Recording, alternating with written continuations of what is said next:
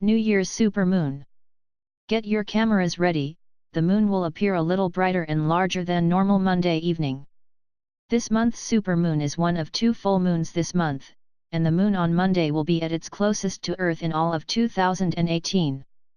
The second full moon will be called a blue moon, and it will be partially eclipsed, more on that later. So what is a supermoon? The moon moves in an elliptical orbit around the Earth, and the Earth-Moon distances are not the same with each orbit. Monday evening, at exactly 4:56 p.m., the moon will be 221,559 miles from Earth. That will be the closest the moon will be to the Earth in this orbit, called the perigee. The farthest point is called an apogee. The face of the moon will be fully illuminated by the sun, full moon, at 9:24 p.m. Monday evening. The moon will be bigger than an average full moon. It's closer. NASA estimates that a full perigee moon, like this one, can be 14% larger and 30% brighter than an apogee full moon. While the moon is high up in the sky, it will be difficult to see a big difference from other full moons. Low-hanging moons can create a moon illusion. With buildings, trees, and other objects used as a reference point, the moon can appear larger. The orange/yellow/red colors come from atmospheric effects. When the moonlight gets scattered, much like through a prism, in the atmosphere. We hear about supermoons quite frequently, but where did the term originate?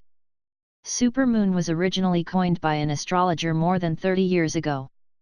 Richard Nall, in 1979, said that a supermoon was when the moon was at or within 90% of its closest approach to Earth in an orbit. Nall also wrote about how supermoons can cause natural disasters. While there is truth to these special astronomical alignments causing large tidal fluctuations, there is no real proof that natural disasters like earthquakes and volcanic eruptions are caused by supermoons, but I'm open to the idea. In my opinion, supermoon is an overused term, as there are multiple times each year when the moon is pretty close. Instead, supermoon should be reserved to the closest moon each year, which this month's full moon is. Below are the moon rises and moonsets for Providence from the 1st into the 2nd.